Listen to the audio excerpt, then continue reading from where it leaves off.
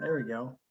Hey, good evening here on KM Activities, your home for the Comets. I'm Joel McCall. We're going to do an interview now with Jeremy Gunderson. He is the head coach for Dodge County girls hockey. First of all, Coach, thanks a lot for joining me over Google Meet. Do appreciate it. All right, appreciate it. Thank you. Thanks for having me on here. Yeah, we were able to connect, and I didn't get to see the game last Saturday, but the Wildcats did get in action. You've had one game thus far, but again, we talked a little bit when we started up. You played St. Margaret's. There's such a good team out of 2A, number 4 in the state in 2A. I lost that game 7-2. I know it was kind of a rough start, and if you look back, it's like 5-0 was the first period. However, if you go away from that and you look at those other two periods, you really played some good hockey and able to play 2-2 with them. So what was really the difference after the first period, and how are the girls able to adapt and start to play a little bit better hockey those next two periods? Yeah, as a first game, I mean, it's hard to know what you're going to get when you get on the ice. I mean, the whole normalcy of a normal hockey game was thrown out the window. I mean, we drove up to Penild. We had to get dressed in the school's public library, which is a couple miles away. You got to be full gear. Then you get on a bus. Then you get bused to the arena. Then you got to go in and sit in chairs. And then you can't do any dry land, no warm-ups. Obviously, masks, are worn by everybody, both team-wise. But there's a complete, right away, even as a coaching staff, it's you're at a disconnect of learning how things are going to operate. So I think a lot of it was, you're playing a great opponent. We were kind of on our heels, just kind of feeling out this is game one. This was their second game, so at least they had a little time under their feet, and they came out flying. And we came out standing and watching a little bit. And we gave up 2 goals on 2 shots. Both of them were, Sky on a normal day would have both those 2. So you get down 2 rip. Third goal player just made a great play, and then 4 and 5 are just kind of kids sneaking behind our defenseman, napping a little bit, and they've got great players, so that we give the kids a chance like that, they finish. So it kind of got us down. As a coach, what I really like to see is after that portion, we never gave up. We talked in the locker room. We said, hey, let's throw this thing away. That was, it's a fresh start. Let's hit reset 0-0. And, we got smoked that period, and we did a lot of bad things. But all we can do is get better from this point forward. And girls came out with a whole new energy and played physical and fast. And, we kind of dominated actually the whole part of the second period as far as compared to the first period, and controlled the game a little bit. We got that nice goal on a face-off play. Schubert finished, and then we got up and had a lot of momentum. And again, we gave back kind of a weaker goal that Sky didn't see, just a seeing-eye knuckleball from the line. And again, kind of a fluke goal. And then kind of sunk the bench a little more, because you worked that hard to get there and, return the tides. And then that one gave up, and then gave one more. But the girls, what I like to see as a coach is that we battled back and kept our heads into it. We didn't take any penalties, played hard all the way through. By the time it was done, we played all 20 kids. We had our 4th line playing in the third period, getting some varsity experience with our, some 8th and 9th graders there, and getting more opportunities. So, we graduate, 8 this year, and got to keep on looking ahead, in a game like that. So it was, broke down game film, and we learned a lot. Again, sometimes you play an easy game, can do a lot of junk like that, and get the win, and you don't really analyze like you should. And, I think it just made us better. So.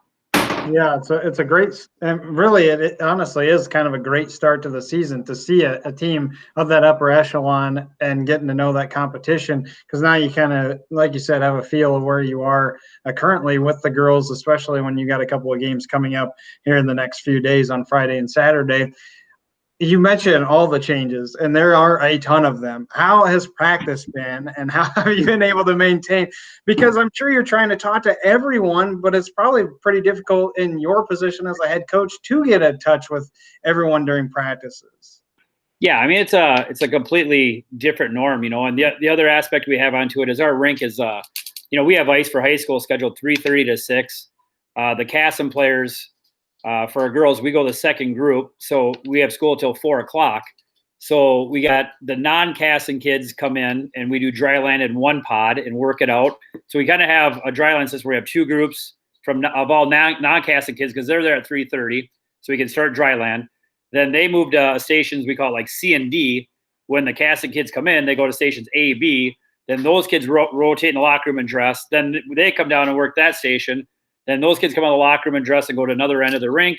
And then those kids go in the locker room and space and sit 6 feet, masks on, and distance, and they go to an area. So everything we're used to doing, like video in person as a group, dry land by varsity and JV as a group, is now out the door, and so we're just trying to adapt every day, and practice goes on the ice, and because the locker room situation for spacing, we send JV off 10 minutes early so they can undress, go home with their parents, and the varsity kids come in and space out, so we can keep that 6-foot distancing and follow the protocols. And so it's been a learning experience. I mean, just trying to coach with the mask on is hard. I'd like to talk and yell a lot, and sometimes you got to eat a lot of cotton, and and it's harder. Your whistle, you got to learn to adapt on, blowing the thing, because you blow with the mask on and turn it a certain way, you can't hear it, just blows up in your face. And so everything's been a challenge. So it's definitely not been an easy year. Like I said, I don't think, talking to Brock a little bit, I said it's not been really coaching hockey. It's been basically, I feel like I'm a supply chain logistics person on how to shuffle people in and out, transportation, 2 buses, and so every day is a different thing. So. Well, and you have a great group. I'm glad you mentioned Sky and net too, because that was one thing that on the hub, it showed you had actually Hamilton in net. So I'm really glad that you mentioned Sky, because I was going to ask about that, but Sky's back in net for you. And this is a great experienced group of girls. I mean, this is a group that has been on the ice for you for a very long time. Girls like Schubert, you mentioned her, Anna Braun, that's another one, Liz Fagerlund, Detterman, Ludvigsen, Ferrickson, Corteau, and so on. Those are just a few that I wrote down.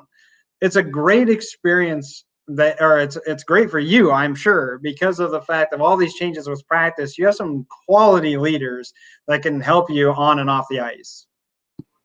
Yeah, for sure. We actually have each group is assigned 2 of those players are team leaders, so they've got the sheets and can help work in those corners. We have a lot of great volunteer coaches and booster paid as well that come out and put their time into it, so they're able to make as much as they can with their work schedule, so it helps out. But by having so people stretched out, you've got to have leaders that keep these kids on task and that they're following and putting the work in. I mean, certain kids will do the work when nobody's looking, but others have to be watched, monitored, and pushed, because otherwise, it's like anything else, right? So it's kind of like when get me in the weight room a little lazy, you kind of got to be pushed and monitored. So. Well, what have you seen from that experienced group of girls, especially heading into, some of them are seniors, some of them are juniors, but I mean, they're heading to their final years as a DC Wildcat. Yeah, I mean, in the past, those guys are doing a great job, but, they're in uncharted, territory too. So that, with the masks and the warm-ups and, it's that you can tell they're not in their rhythm or comfort zone themselves, because like I said, when they start hearing, just like we go to Duluth on Friday, our JV has to go in. The rink's not letting anybody bring bags or change in. It's a 3.5-hour bus trip, so we're not going to wear our gear 3.5 hours. So we had to make a bunch of calls, and I got a hold of a restaurant that's attached to it called Clive's. They did a great job of, they don't have a wedding that night, so like, hey, we'll put your team in the banquet room. We'll let you dress in there. Then you guys can walk over with your gear to the rink. We'll leave your bags in here. So we're basically getting ready for a hockey game in a wedding banquet room at a restaurant. So everything, they kind of look at you like, you got to be kidding. It's a joke, So everything has been new to them. So I think until we get a couple under our belt and get used to this, home will be a lot nicer, but the road trip stuff, they're still kind of, off kilter. I mean, you could tell some kids like the mask on the helmets, some like the bubble spit shield. So they're still adapting to what equipment they want to wear that's comfortable for them to play in it as well. So it's they're doing a great job with the team, but again, without being able to do team bonding and some things they're used to, it's definitely has them off on the game a little bit. So yeah, and I could understand that, and especially not having a home game yet. Again, that's coming next Tuesday, but I was going to ask a little bit about the schedule, because being an independent, you're not honed in on just a conference. So it's not like, oh, we have this schedule of these 8 teams that we need to see maybe once or twice, but instead, you could kind of go out and free reign it. Was it difficult though to find the schedule that you wanted just because of COVID restrictions? Yeah, if you talk to Brock, you probably get a chuckle, because we've this is schedule 5, I think, because the season was supposed to start end of October. We had a great schedule then. We revamped it, had another great schedule. So, we love our schedule. It's probably a lot harder than probably should have put us into, but it's okay. I like to play better teams and play up. If you see, I'd say 3/4 of the teams we play are ranked AA or single A opponents. Very strong schedule. Some things that played into that was the Big Nine filled their schedule with just Big Nine conference teams only. So some of the top teams at the Big Nine aren't very happy because, we wanted to play Owatonna and Northfield. They're section opponents, good games, and it's hard to vote at the end because we have teams of the Lake Conference with, Lakeville South and Farmington, who we had South on the schedule. Well, now we don't get to play because they're full conference. We had Owatonna, we had Northfield on the schedule. So we would have been able to play 3 of the top, 4 teams right there. And they had head-to-head games to sort out who should be higher in the rankings. Now it comes down to, our record probably won't be as good as by any means as the Big Nine teams, but we're playing a 5 times harder schedule than they're going to see. I think in my mind, we would definitely be the Big Nine champions. I see us being Northfield and Owatonna easily and winning the Big Nine title if we were down here. We got a very good team, and being right there with that Lakeville South and Farmington battle. I mean, we're deep, like you said. We have good goaltending, 6D at D.